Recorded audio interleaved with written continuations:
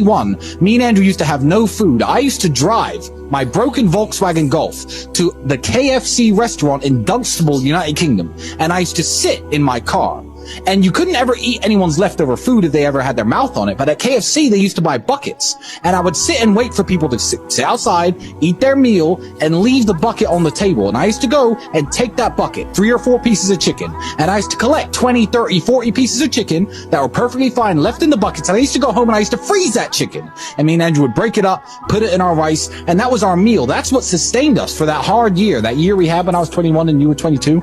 That's how broke we were. I used to scavenge chicken from KFC because I thought, fuck it, I'm not dying and I'm going to lose my kickboxing fights because I don't have enough protein. What am I going to do to make it through the day? That's how broke I was. And that's a sad story if you never make it out. To me, that's a happy story. That's a story of triumph. Now it's like, hey, Andrew, it's my birthday. What we doing? KFC? And it's a big joke. We sit there eating our KFC laughing about how we used to scavenge KFC chicken. So we weren't really poor because Dad was a chess master. Do you want to talk about that? Sure. So yeah, what's actually quite amazing is I became, like, we're going to go into the Twitch guys soon, because I was talking to these Twitch guys. These Twitch kids I'm talking to now, they're making millions and millions of dollars. And that's why, if anyone watched my recent stream with Aiden Ross, he's actually a good guy. He's a nicer guy than I thought he was. Switched on. But he's like, am I fat? I'm like, for 21 with all your money? Yeah, you could have the best gym, the best personal trainer. You have all the time in the world. You are ridiculously out of shape for your scenario. We had to become world champion. I became world champion. Tristan became European champion. And like he said, we didn't have enough protein in our fucking diet. We're sitting there eating rice every day thinking this is the cheapest thing we can eat. We have no fucking money. But we need some meat. How can we get meat? I became world champion without even fucking food. And you got these kids with millions and millions and millions. He ain't got a six pack. It's fucking embarrassing. That's why I had to tell him. And I'm still going to tell him for the rest of his life. I said, bro, I just want to say I'm glad I was broke when I was young, because if I was rich back then, with my mindset, I would have been an even better kickboxer. But these kids who make all this money and they don't do shit, it's ruined them. Now they're just soft. They're going to stay soft. Life's been too easy. They've had no trauma, no struggle. If you want to be a man, you need to go through some real shit, and you have to go through some trauma and use it, internalize it, and that's what turns you into a man. Yeah. If you're a man who's never had hard times, you're not a very good man. Any man who's had an easy life is going to fall and collapse in the face of adversity. Before the internet, did you ever know a 20-year-old self-made millionaire? No. These kids aren't supposed to have this much money. They're dumbasses. They're children. Before the internet, the idea that you could become a self-made millionaire at 21 was absolutely impossible. No one would even take you seriously in a business meeting. It couldn't be done. But now it can be done. So you're giving all these kids money and clout and attention. What do you think they're doing with it? Dumb shit. Gambling, drugs, buying girls presents, hanging around with hoes, stupid shit. They're literally lost. Their souls are lost. Their hearts and minds are lost. They don't have any experience. What did we say earlier that money amplifies? We're amplifying children. What do you think they're going to do with it? Children shit. They're clowns, all of them. Every single person I've ever spoken to on Twitch, without exception, is a clown. None of them are serious people. They don't take themselves seriously. They don't take their income seriously. They're not even smart enough to sit and go, I'm making all this money at 21. Let me really buckle down for a few years and set myself up for life. No, they're too busy fucking, oops, I'm late. Oops, I was drunk yesterday. Cancel stream. Oops. They are children. Total dummies. All of them. Have you seen any of them adopt any of the advice or any of the teachings that you've provided? I have faith in Aiden. He's the only one I have some faith left in. So I'm trying hard with Aiden to show him that if I was his age with his kind of money, I would be so far ahead than I already am. Like, I couldn't even afford to fucking eat. The guy should at least be in shape. Get a personal trainer and get a dietitian. You have all the money in the world. Why are you out of shape? It's ridiculous. I'm trying to instill something in him, because if I can make him transform his life because of his popularity, it will genuinely inspire millions of children.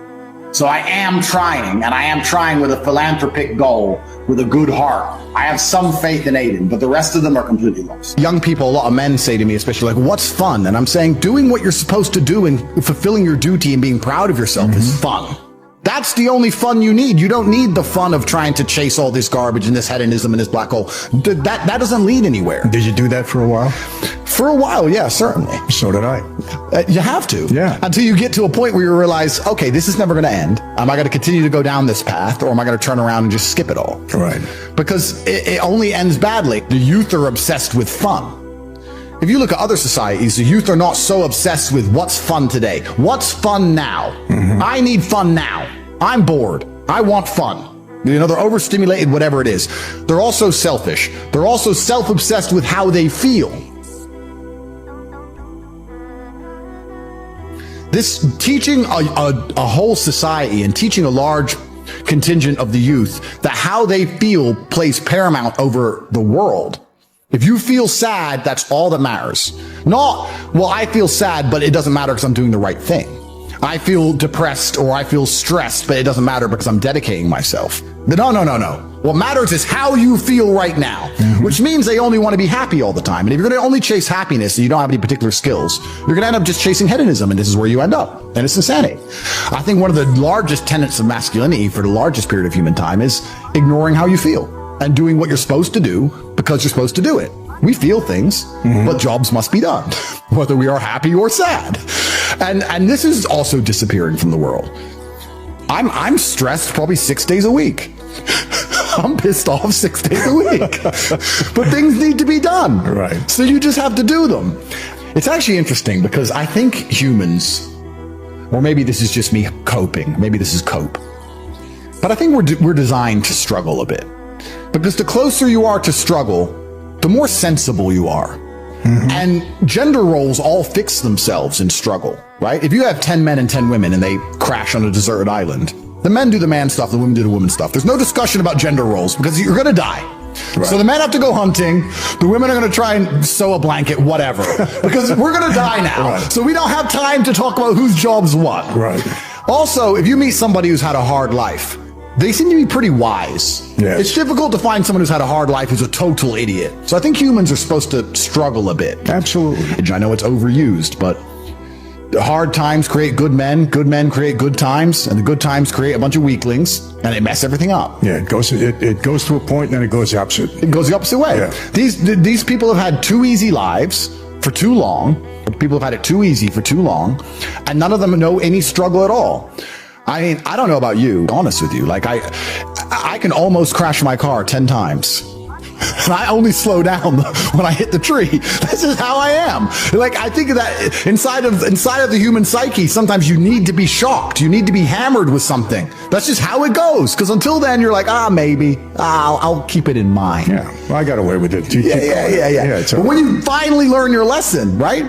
But there's a lot of these people out there who aren't being taught any lessons at all because they've never had any kind of difficulty in their life. And what is life without difficulty in the first place? What is life? What is the point of life without difficulty? One of the things that's comforted me in all my garbage is actually, I watched one of your videos, and I was watching one of your videos a couple years ago, and perhaps I'm wrong, you can correct me, but I don't think you regret any of the bad things that happened to you. Not at all. Because it makes you who you are. When I tell people that you are the sum of the 5 people you spend the most time with, everyone agrees. They go, yeah, that's probably true. The 5 people you spend the most time with, that's what you're going to end up like. They say, yeah, that's true. And then they continue to hang around with people who they don't want to be. Why? There has to be a point. There has to be a point where you sit and go, okay, you're my friends, etc., etc. I love you guys. Yeah, we can talk. Whatever. But I'm on a different life path. You have to leave some people behind. You wouldn't want to be, if you were to come hang out with me and you were in a room with me and my 5 friends, you'd feel self-conscious. You're right. You don't feel self with your friends because you only surround yourself around people that are on like your level of like. I'm with killers. We're fucking monsters. If you were to come hang around with me and my crew, you would be self-conscious, and that self-consciousness would motivate you, or they would certainly instill the discipline required for you to change. You don't feel self-conscious amongst your peers. That's why you don't change. If you were to get in a room and you're the only person who ain't a monster, you'd want to become a monster.